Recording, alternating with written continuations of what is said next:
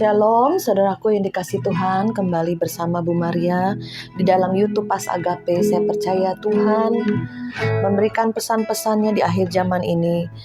Mari kita lebih lagi berkoreksi diri kita, hati kita, pikiran kita, perbuatan kita. Jangan sampai dipakai oleh iblis sehingga menjadi senjata kelaliman. Tapi biarlah hidup kita dipakai oleh Tuhan menjadi senjata kebenaran. Mari saudara, kita naikkan satu pujian bersama-sama. Haleluya. Oh, pujian dan syukurku ku bawa padamu dengan rendah hati ku persembahkan. Sadarilah ku ada hanya karena anugerah, bukan karena perbuatanmu. Oh, ku tahu hidupku adalah penyembahan. Kau ciptakanku dalam kemuliaan-Mu. Oh, ku tahu hidupku berharga di mata-Mu. Segenap hidupku persembahkan.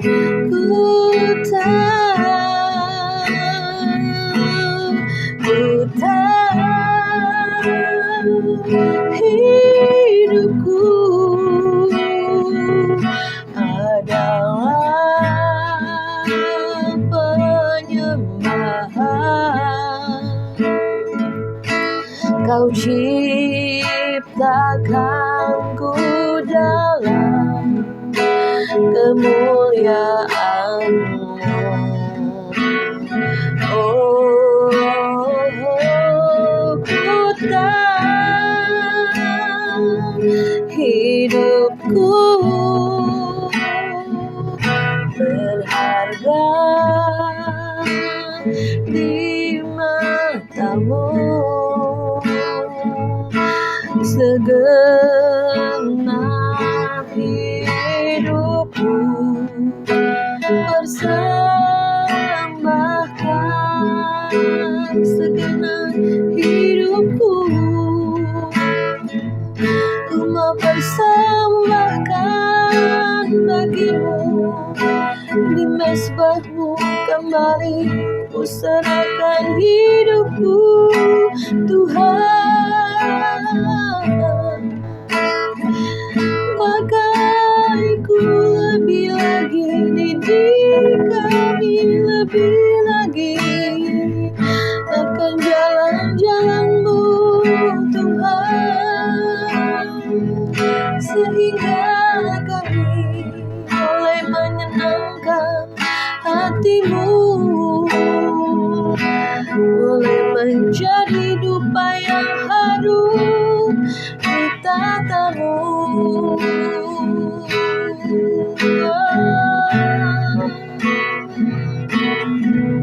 Ku tahu hidupku adalah penyembahan.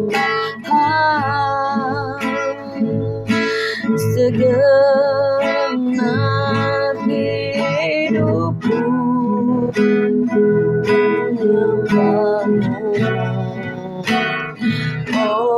menyembahmu. Ku tahu hidupku berharga di matamu.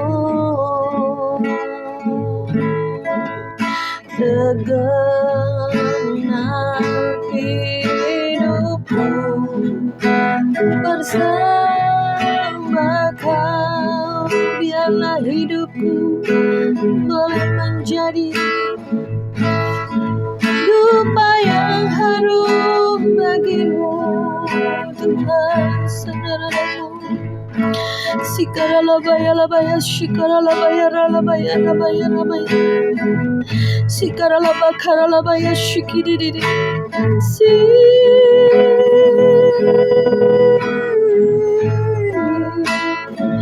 kami boleh mengasihimu lebih dalam lagi, Tuhan, dengan segenap hati, segenap jiwa, segenap kekuatanku, Tuhan.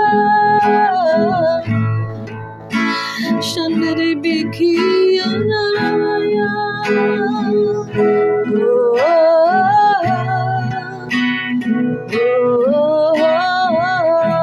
yes, didi karana papa, shikidi karana baya shiri. Sinarilah kami dengan kemuliaan-Mu, Tuhan. Biar pagi hari kami boleh datang sujud menyembah-Mu. Korban pagi, korban petang kami datang menghadap-Mu, Tuhan. Oh, haleluya. Terima kasih Bapa, kami bersyukur buat pagi yang indah ini, Tuhan, di mana hadirat-Mu memenuhi lagi roh jiwa tubuh kami, perbaharui Bapa. Kami buang semua keletihan, kelemahan. Kami buang semua kotoran apapun dalam hati pikiran kami. Kau yang selalu menguduskan, menyucikan. Ada tudung-Mu Tuhan menjadi seperti kain putih menutupi kami Bapa. Pagi hari ini biarlah kekudusan-Mu Tuhan turun, urapan yang baru turun atas kami. Kami selalu minta yang baru setiap hari. Kasih-Mu, urapan-Mu, kehadiran-Mu dalam hidup kami Tuhan. Berjalanlah bersama kami untuk sepanjang hari ini lagi Tuhan, di mana hati kami terus tertuju kepadamu. Biar hati kami terus boleh berjaga-jaga dan berdoa. Kami terus melekat padamu Bapa. Terima kasih Tuhan. Haleluya, amin. Puji nama Tuhan. Saudara, kami sangat bersyukur sekali di mana hadirat Tuhan bisa terus memenuhi hati kita, roh jiwa tubuh kita. Saudara, pada saat ini saya mau membahas apa yang Tuhan ingatkan ya. Beberapa hari yang lalu saya dapat satu video ya dari seorang hamba Tuhan, di mana dia melihat satu penglihatan di mana ada iblis ya, kuasa kegelapan, memakai jubah hitam, pakai tudung hitam dan membawa seperti senjata ya, senjata untuk senjata tajam ya, seperti sabit ya, katanya begitu. Itu malaikat maut ya yang saya tahu.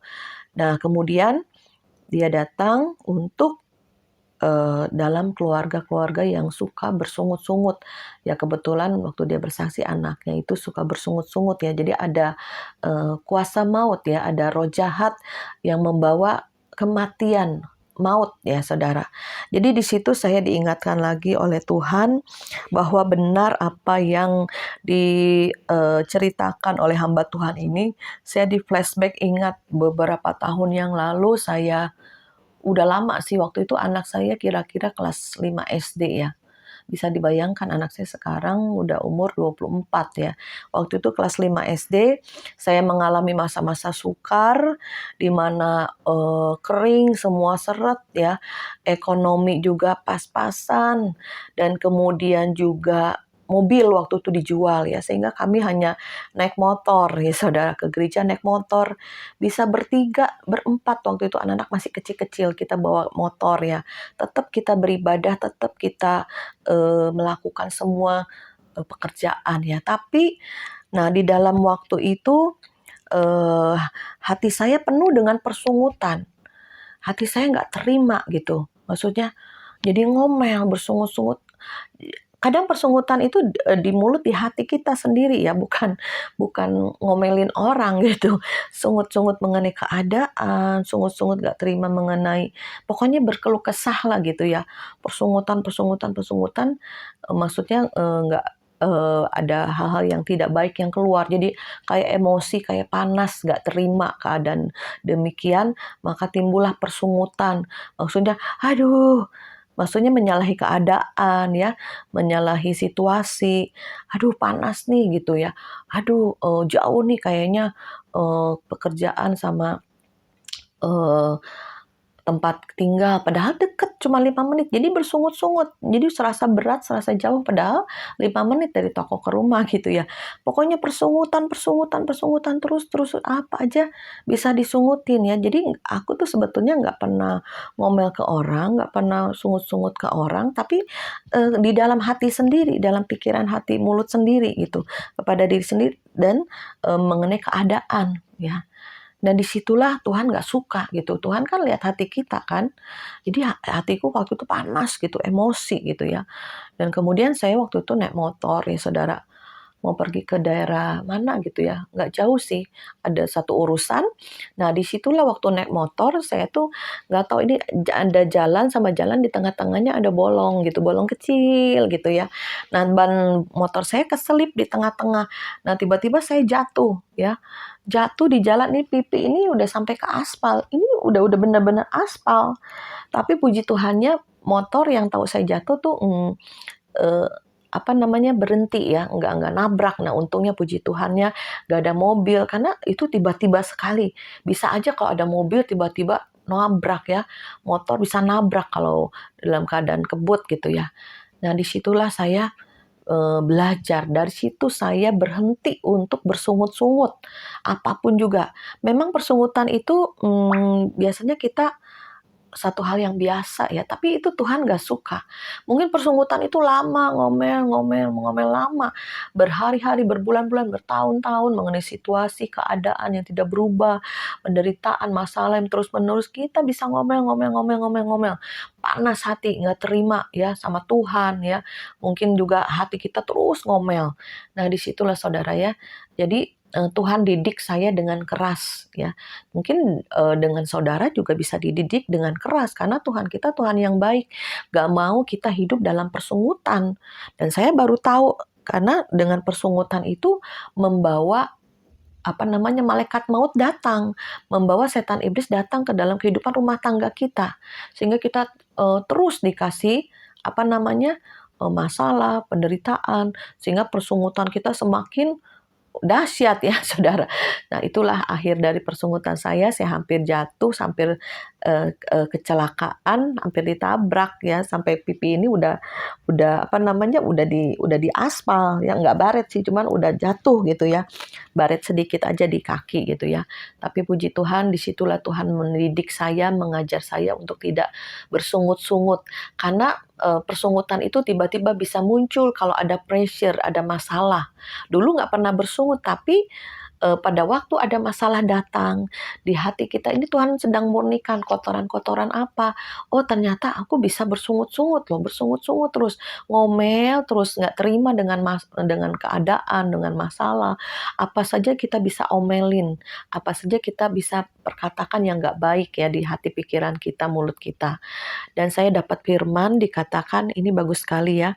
Dalam 1 Korintus 10 ayat 10. Dan janganlah bersungut-sungut seperti yang dilakukan oleh beberapa orang dari mereka, sehingga mereka dibinasakan oleh malaikat maut.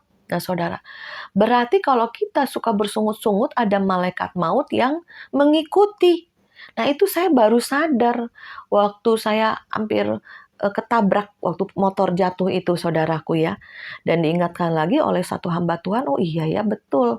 Karena kalau aku nggak dilindungi Tuhan, aku udah ditabrak kali oleh mobil, ditabrak kali oleh motor ya. Itu udah di jalanan, bener jalanan raya, saudara. Ya, jadi hati-hati dengan persungutan. Bangsa Israel juga sebagian besar mati di padang gurun, tidak masuk tanah Kanaan ya. Hati-hati juga dengan persungutan, mungkin hal yang sepele ya. Hati-hati kita nggak sampai surga. Kanaan itu surga. Ya, kita mati di bumi ini dengan persungutan, berkeluh kesah terus-menerus, tidak terima keadaan ya saudara. Jadi dikatakan juga di dalam Amsal ya, hati-hati dengan mulut kita. Hidup dan mati dikuasai oleh lidah. Jika kita suka menggemakannya, maka akan memakan buahnya. Olehnya dengan itu hati-hati dengan perkataan kita ya. Responi semua dengan hal yang baik.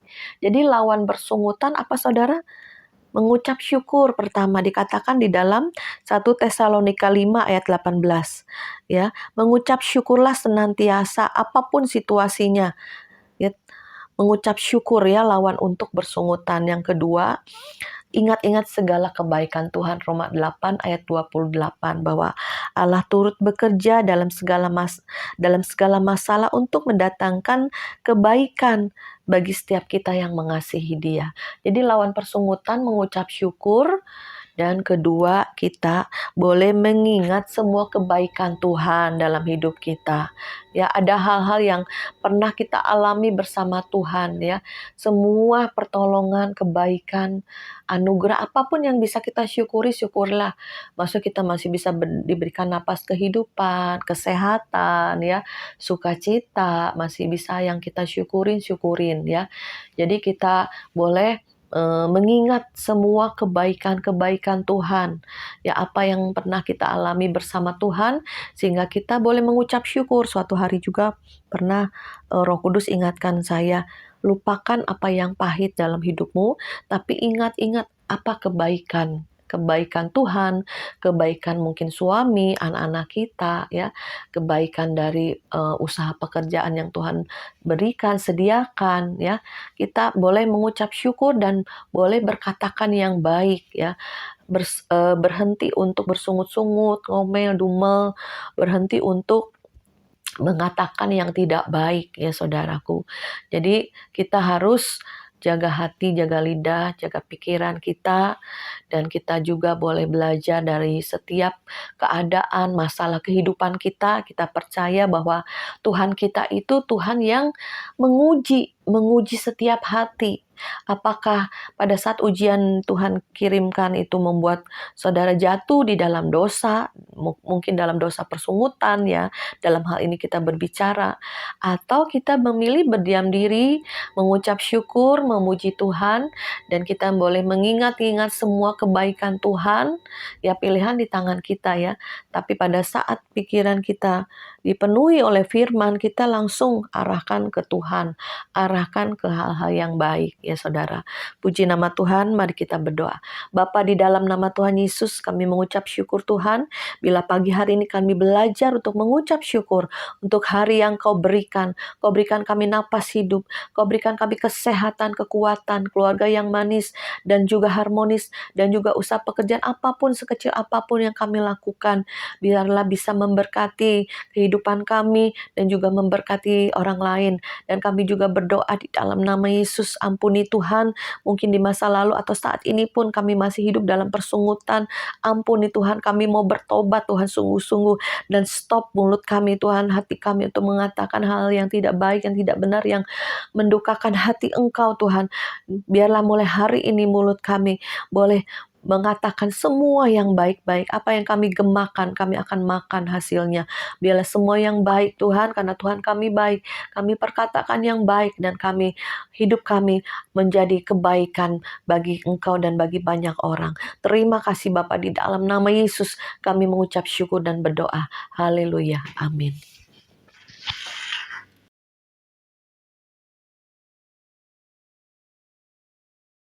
mengeluh, ternyata mengundang satu roh. Namanya malaikat maut. Bertahun-tahun yang lalu nih, saya tuh kadang-kadang diizinkan Tuhan ngelihat setan. Tiba-tiba nyelonong satu roh, jalan gitu dengan santai lenggang kangkung. Roh ini pakai jubah hitam, kerudung. Anda tahu sabit yang tongkatnya panjang? Itu malaikat maut. Saya kaget, siapa yang mau mati? Kan di rumah, takut sembahyang. Tuhan kasih pengertian. 1 Korintus pasal 10 ayat 10. Ternyata roh ini senang sekali datang ke rumah orang yang ngomel. Siapa yang ngomel? Anak saya seharian, bukan seharian, bulanan ngomel. Saya baru ngerti orang ngomel mendatangkan malaikat maut. Ketika kita mengeluh, Anda tidak sadar kita sedang membuat semua blessing, pintu-pintu berkat semua kesedot. Dan itu juga terjadi kepada keluarga kita, anak kita. Jangan heran tiba-tiba kok hidup gua apes melulu. Karena bahasa sederhana, mengeluh. Saya menyelidiki kata menggerutu bahasa aslinya lun. Lun artinya tetap tinggal di dalam kegelapan. Berarti kalau saudara dan saya menggerutu, saudara dan saya tetap tinggal di dalam kegelapan. Jangan kaget. Anda akan lihat orang yang hidupnya ngomel melulu, lihat nasibnya juga kasihan. Belajar bersyukur. Itu punya arti bahasa aslinya karis. Karis artinya favor.